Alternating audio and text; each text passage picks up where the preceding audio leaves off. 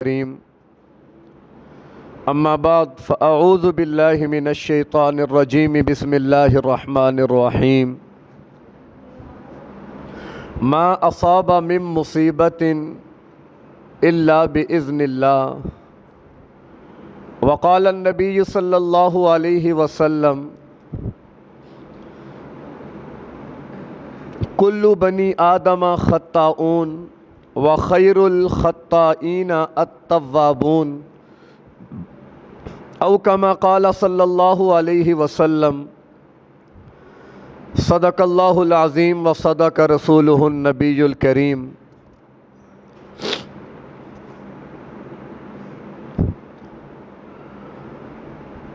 آج کا دور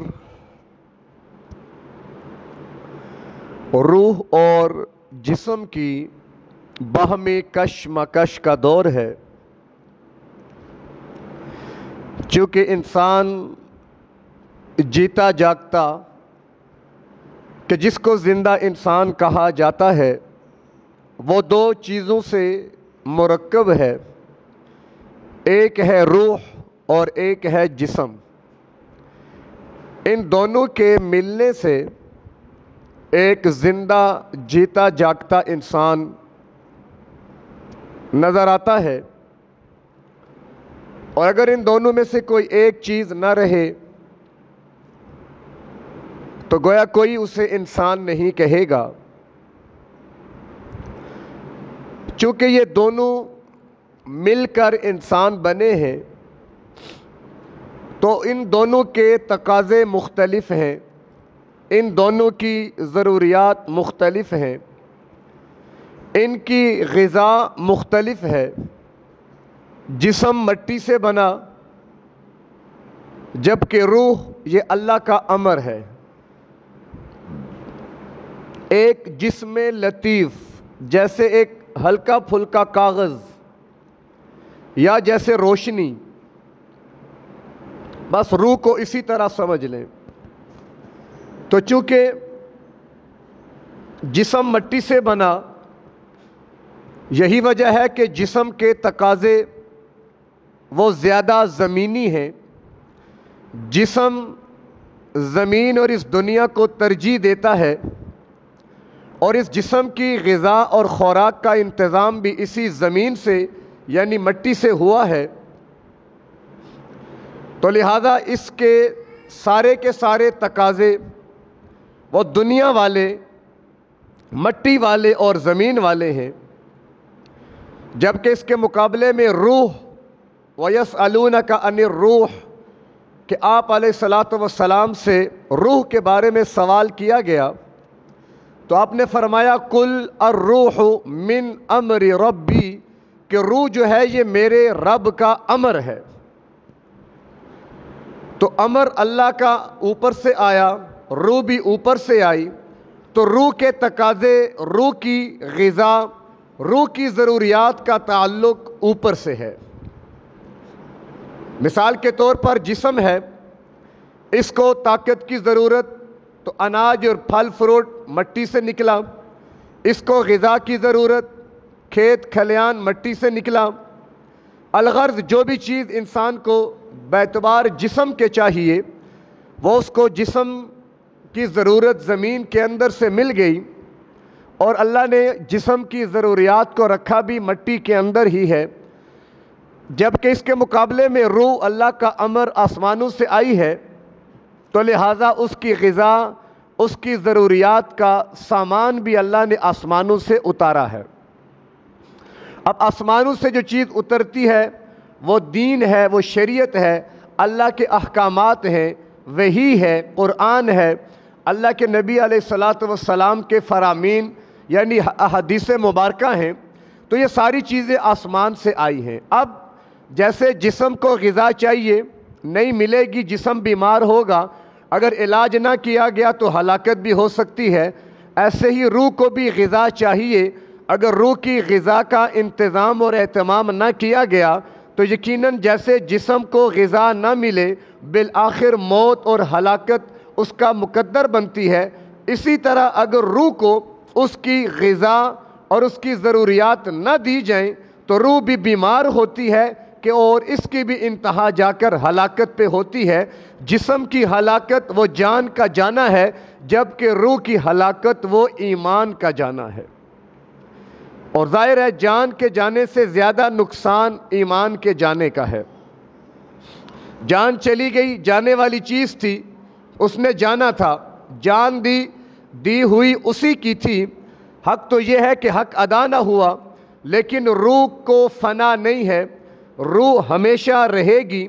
اللہ نے جب سے روح کو پیدا فرمایا عالم ارواح، عالم ارواح سے عالم امر، عالم امر سے عالم مثال، عالم مثال سے عالم دنیا، عالم دنیا سے عالم قبر، عالم قبر سے عالم برزخ، عالم برزخ سے عالم آخرت و قیامت، اور وہاں سے عالم جنت یا پھر جہنم۔ تو جب سے روح پیدا ہوئی اس کو اب فنا نہیں ہے، روح پر کبھی ہمیشہ کی موت طاری نہیں ہوگی، روح کبھی ختم نہیں ہوگی، بلکہ وہ ایک مقام سے دوسرے مقام کی طرف انتقال کرتی ہے، منتقل ہوتی ہے، اور آنے والا جو عالم ہے اس میں کامیابی کا انحصار گزشتہ عالم کے اوپر ہوگا، اس اعتبار سے کہ عالم دنیا اس کے بعد عالم آخرت۔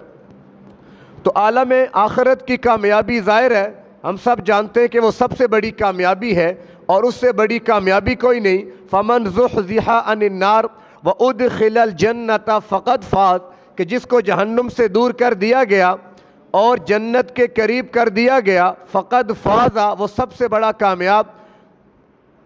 وما يستوي الاحياء والاموات، جیسے زندہ اور مردے یہ برابر نہیں ہوتے، اسی طرح فرمایا کامیاب اور ناکام لوگ برابر نہیں ہوتے۔ لا يستوي اصحاب النار و اصحاب الجنہ، کہ جنت والے جہنم والے کبھی برابر نہیں ہو سکتے۔ کیوں؟ اصحاب الجنت هم الفائزون، کہ جنت والے ہی کامیاب ہونے والے ہیں، جنت والے ہی فلاح پانے والے ہیں۔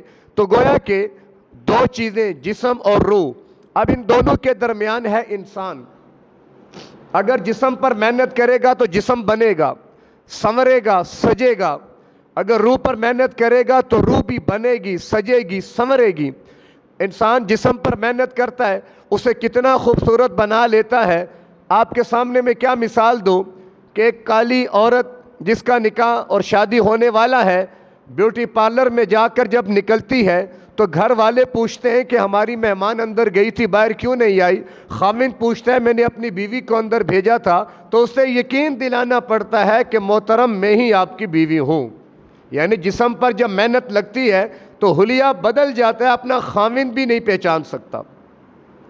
تو جب ہم جسم پر محنت کرتے ہیں اور جسم کو بناتے، سنوارتے، سجاتے ہیں، صبح اٹھ کر پہلے آئینے کو دیکھا، اگر سمجھ آئی کہ ذرا اچھی لگ رہی ہوں تو فوراً ایک سیلفی لے لیں تاکہ یہ ہماری ادا محفوظ ہو جائے، یہ قیمتی گھڑی ہمیشہ کے لیے محفوظ ہو جائے۔ تو جسم کے حوالے سے ہماری محنت، جسم کے حوالے سے ہماری فکر، جسم کے بناؤ سنگھار، اچھے لباس، اچھے زیورات، اچھی خوشبو، نہ جانے کیا کچھ جسم کے لیے کیا جاتا ہے، اس کے برخلاف روح کے ساتھ ہمارا معاملہ کیا ہوتا ہے۔ حالانکہ جسم فانی ہے، مٹی سے بنا مٹی میں مل جائے گا، جتنا مرضی بنائیں، سنواریں، سجائیں۔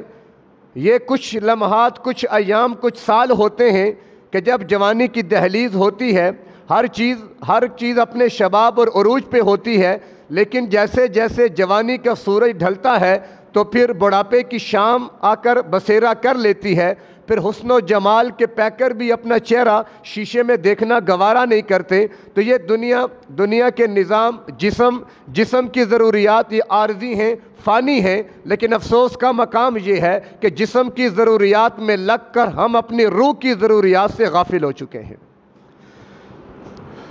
جسم نے جب بھی غذا مانگی، جس طرح کی غذا مانگی، ہم نے پورا اہتمام کیا، اس کے لیے پوری کوشش کی، تگ و دو کی، لیکن جب روح نے غذا مانگی تو کیا ہم نے روح کی غذا کا اہتمام کیا؟ کیا ہم نے روحانی سکون کا کچھ سوچا؟ کیا روحانیت کے حوالے سے ہم نے غور و فکر کیا؟ مثال کے طور پر روح کی غذا ہے نماز۔ نماز کا معاملہ یا میرا نماز سے تعلق کس نوعیت کا ہے؟ میری روح زندہ رہے گی نماز کے ذریعے، رکوع کے ذریعے، سجدوں کے ذریعے، ذکر تسبیحات کے ذریعے، تلاوت کے ذریعے۔ کیا میں اپنی روح کی یہ ساری ضروریات پوری کر رہا ہوں یا کر رہی ہوں؟ کیا میری روح یہ غذا پا رہی ہے؟ اس کو نماز کی غذا مل رہی ہے، ذکر تلاوت کی غذا مل رہی ہے، اللہ کی رضا اور اس کے اعمال صدقہ خیرات یہ ساری خیر کی چیزیں اسے مل رہی ہیں، یہ غذائیں ہیں روح کی۔ جب یہ ساری غذائیں روح کو ملتی ہیں تو پھر روح کی پرواز بلند ہوتی ہے۔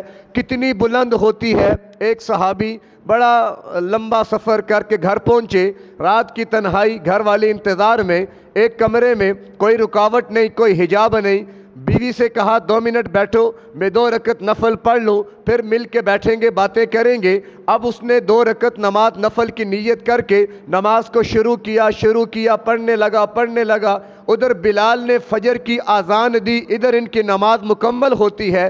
جب بیوی پر نگاہ پڑی تو بیوی غصے میں کہ رات بھر مجھے جگائے رکھا، مجھے بٹھائے رکھا، کیا میرا تجھ پہ حق نہیں تھا؟ تجھے کیا ہوا؟ تو بھول کیوں گیا؟ تو نے کہا میں 2 رکعت نماز مختصر پڑھتا ہوں اور تجھ سے بیٹھ کے بات کرتا ہوں، لیکن تو بھول ہی گیا۔ وہ خاوند کہنے لگا مجھے معاف کر دینا، میں واقعی بھول گیا۔ اور اللہ کے بندے کیسے بھول گئے؟ کہا جب میں نے کہا اللہ اکبر تو اللہ نے جنت میری آنکھوں کے سامنے کر دی، ساری رات جنت کی سیر کرتا رہا، ساری رات جنت کے محلات میں گھومتا رہا، جنت کے میوجات، پھل، کھیت کھلیانوں میں لگا رہا، پتہ ہی نہیں چلا۔ جب بلال کی آواز کانوں میں آئی تو میں نے اپنی نماز کو مکمل کیا۔ یہ ہے روحانی سفر کہ جب انسان کا روحانی تعلق اپنے رب کے ساتھ بن جاتا ہے تو پھر وہ دنیا میں رہتے ہوئے اللہ کی جنت کا دیدار کرتا ہے۔ لیکن آج ہماری ترجیحات بدل چکی ہیں۔ ہم جسم کی راحت اور آرام اور سکون کا خیال تو رکھتے ہیں، لیکن روح کے آرام کا، سکون کا خیال نہیں رکھتے، جس کی وجہ سے روحانی طور پر ہم لوگ اتنے کمزور ہو چکے ہیں کہ یہ عذاب جو آج ہم پر آیا ہوا ہے، جس نے پوری مملکت کو اپنی لپیٹ میں لیا ہوا ہے، ان تمام احوال اور حالات کو دیکھ کر بھی میرے گھر میں گانا بند نہیں ہوا، میرے گھر میں ٹیلی ویژن بند نہیں ہوا، میں نے نماز کی پابندی نہیں کی، میں نے ذکر تلاوت کا اہتمام نہیں کیا۔ یعنی روح اتنی بیمار ہے، اتنی کمزور ہے کہ اس قسم کے حالات دیکھ کر بھی وہ خوف نہیں کھا رہی،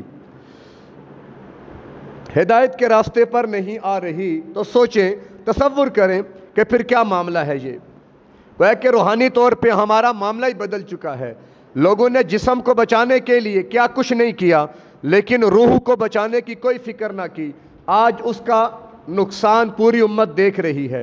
تو بات کرنے کا مقصد یہ ہے کہ ہم نے روح پر محنت کرنی ہے، روح کی غذا کا اہتمام کرنا ہے، روح کو اس کی غذا پہنچانی ہے، اور روح کی بہترین غذا اعمال صالحہ والباقیات الصالحات، نیک اعمال، اچھے اعمال، یہ اعمال صالحہ روح کی غذا ہے۔ جتنے اعمال اچھے ہوں گے، نیک اعمال کی طرف رغبت ہوگی، اتنا خالق کائنات کا رتبہ، ان کا درجہ، ان کا مقام، ان کا قرب نصیب ہو جائے گا۔ لیکن اگر ہم اس رخ پر نہ آئے اور جسم پر ہی محنت کرتے رہے جس نے مٹی میں مٹی ہو جانا ہے، حالانکہ محنت اس روح پہ کرنی چاہیے تھی جس نے اللہ سے ملاقات کرنے کے لیے جانا ہے۔ جسم تو خاک ہو جائے گا، ہم نے مانا کہ تغافل نہ کرو گے، لیکن خاک ہو جائیں گے ہم تم کو خبر ہونے تک۔ جسم تو خاک ہو جائے گا، روح اللہ سے ملاقات کے لیے جائے گی۔ تو کیوں نہ ایسے انداز میں روح اپنے رب سے ملاقات کے لیے جائے کہ اللہ اس روح سے راضی ہو، یہ روح اس اللہ سے راضی ہو، اور اللہ اس کے لیے جنت کے انعامات اور جنت کے سارے محلات، جنت کی ساری بہاریں عطا فرما دیں۔ لیکن ظاہر ہے اس کے لیے محنت، اس کے لیے کوشش یہی کہ ہم روحانی طور پر اپنے آپ کو مضبوط کریں۔ کیوں کہ آج روحانیت اور مادیت کی جنگ جاری ہے۔ دنیا کو ہے پھر مارکہ روح و بدن پیش، تہذیب نے پھر اپنے درندوں کو ابھارا، اللہ کو پامردی مومن پہ بھروسہ، ابلیس کو یورپ کی مشینوں کا سہارا۔ اب یہ جنگ چل رہی ہے۔ خوش نصیب ہیں وہ لوگ، وہ مرد اور عورتیں جو اپنی روحانیت کو مضبوط کرتے ہوئے، مادیت کا اور شیطانیت کا مقابلہ کرتے ہوئے اسے شکست دے کر اللہ کو راضی کر کے دنیا سے جا رہے ہیں۔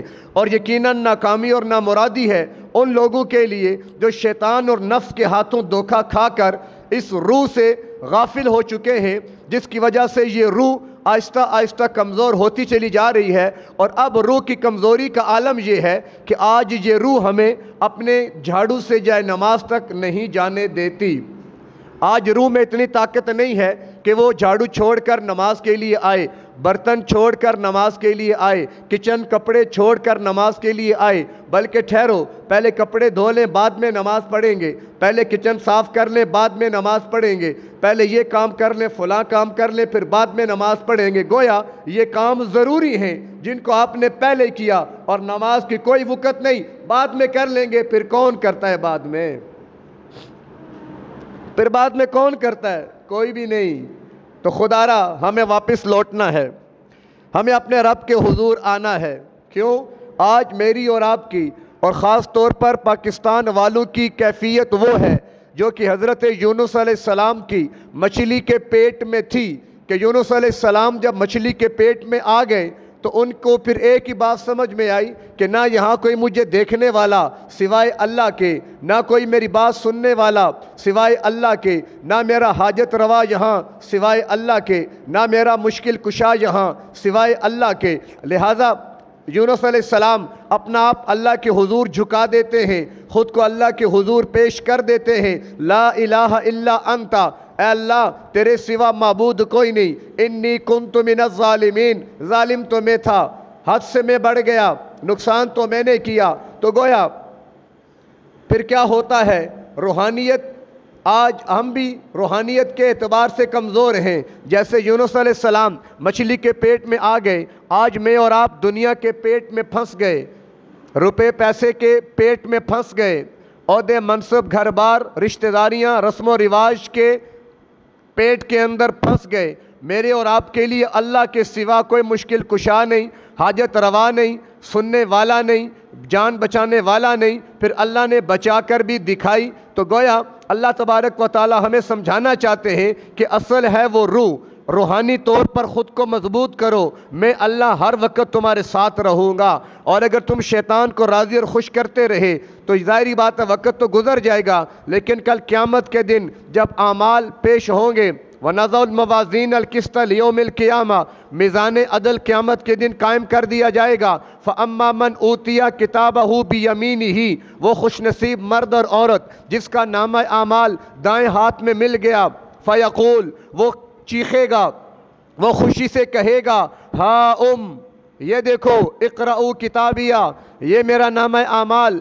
پڑھ لو، اقرا کتابیہ، آج یہ نامہ اعمال میرا پڑھ لو، کفا بنفسک اليوم علیک حسابیہ، کہ آج یہ نامہ اعمال ہی حساب کے لیے کافی ہے۔ جو کچھ میں نے کیا اس میں موجود، جو میں کرتا رہا اس میں موجود، نیکیاں اس میں موجود، گناہ اس میں موجود۔ وما کان اللہ لیظلمہم، اللہ ظالم نہیں ہے، ولیکن کانوا انفسہم یظلمون، ہم خود اپنی جانوں پہ ظلم کرتے ہیں کہ جب ہم اللہ کی بغاوت کرتے ہیں، اللہ کو ناراض کرتے ہیں، اس کے احکامات کو پورا نہیں کرتے۔ لہذا فاما من اوتی کتابہ بیمینہ فیقول ہاؤم اقرؤوا کتابیہ انی ظننت انی ملاق حسابیہ فہو فی عیشۃ راضیہ فی جنت عالیہ قطوفها دانیہ کلوا واشربوا ہنیئا بما اسلفتم فی الایام الخالیہ۔ یہ دیکھو نامہ اعمال دائیں ہاتھ میں آ گیا، مجھے معلوم تھا اپنے اعمال کو میں نے دیکھنا ہے، نامہ اعمال میرے ہاتھ میں آنا ہے۔ انی ظننت، میں جانتا تھا، انی ملاق حسابیہ، کہ اپنے حساب کا سامنا کرنا پڑے گا۔ فہو فی عیشۃ راضیہ، لیکن خوش قسمتی، کامیاب ہو گیا، پاس ہو گیا، اعمال کر کے آیا۔ فی جنت عالیہ، بلند باغات، قطوفها دانیہ، پھل جھکے ہوئے، کلو وشربو، کھاؤ پیو مزے سے، جو اعمال تم دنیا میں کر کے آئے آج تمہارے مزے ہیں، کھاؤ پیو جہاں سے مرضی چاہو۔ اور اس کے مقابلے میں وَأَمَّا مَنْ أُوتِيَ كِتَابَهُ بِشِمَالِهِ، وہ بدبخت بد نصیب مرد یا عورت جس کا نامہ اعمال بائیں ہاتھ میں آ گیا، فَيَقُولُ يَا لَيْتَنِي لَمْ أُوتَ كِتَابِيَهْ، اور میرا نامہ اعمال مجھے کیوں دیا گیا، یا لیتہا کانت القاضیہ، موت نے میرا خاتمہ کیوں نہ کر دیا، میں مر کیوں نہیں گیا، میں ختم کیوں نہیں ہو گیا۔ کیوں؟ جہنم دیکھ لی، جنت دیکھ لی، اپنے اعمال دیکھ لیے، رو رہا ہے، پریشان ہے، پشیمان ہے، حسرت سے روتا ہے انگلی کو دباتے دباتے پورا بازو کھا چکا ہے، یہ غم اور حسرت کی وجہ سے کیا ہوا؟ یا لیتا کانت القاضیہ ما اغنی انی مالیہ ہلاک انی سلطانیہ، نہ مال کام آئے، نہ اولاد کام آئے، نہ والدین کام آئے، کچھ بھی نہیں ہے، کیا کہو گا؟ خذوہ، پکڑ لو، فغلوہ، توک ڈال دو، ثم الجحیم صلوہ، اب اس کو جہنم کے اندر بیڑیاں اور زنجیریں ڈال کر گھسیٹو، اس کو مارو، اس کو پیٹو، پھر وہ روئے گا، چیخے گا، چلائے گا، رحم کی اپیل کرے گا، فرشتے کہیں گے آج رحمان نے رحم نہیں کیا، ہم کہاں سے کر دیں؟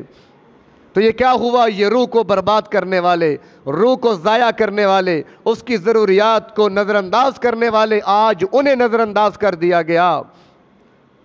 لہذا ہمیں چاہیے کہ ہم سوچیں، غور فکر کریں، بجائے جسم کے اپنے روح کی فکر کریں، روحانی ترقی کی فکر کریں، روحانی طور پر مضبوطی کی کوشش کریں، اور روحانی ترقی نماز میں ہے، روحانی ترقی اعمال کے اندر ہے، نیک اعمال میں ہے، پردہ کرنے میں ہے، ذکر تلاوت میں ہے، اللہ کو راضی رکھنے میں ہے۔ یہ موسیقی، یہ ٹیلی ویژن، یہ ڈرامے، یہ فلمیں، یہ روح کو قتل کرنے والی چیزیں ہیں، یہ روح کی قاتل ہیں، اور ہم نے کچھ انجوی راواں کیاں سن، کچھ گل وچ غم دا توک وی سی، کچھ شہر دے لوگ بھی ظالم سن، کچھ سانو مرن دا شوق بھی سی۔ وہ حساب ہے کہ یہ ٹی وی، یہ ڈرامے، یہ سوشل میڈیا، یہ کیبل، یہ ساری چیزیں قاتل تو تھی، ہمیں بھی مرنے کا شوق ہوا، لہٰذا ہم نے ان سے دل لگا لیا، اور پھر ہلاکت مقدر بن جائے گی۔ خدا را چھوڑ دے گناہ نافرمانیاں، اللہ کی طرف لوٹ آئیں، روح پر محنت کریں، روح کو تیار کریں، روح کی ترقی کا سامان کریں، تو اللہ اس کی برکت سے دنیا بھی بنائے گا، آخرت بھی بنائے گا۔ اللہ ہمیں جو کہا، جو سنا، اس پر دل و جان سے عمل پیرا ہونے کی توفیق عطا فرمائے۔ وآخر دعوانا ان الحمد للہ رب العالمین۔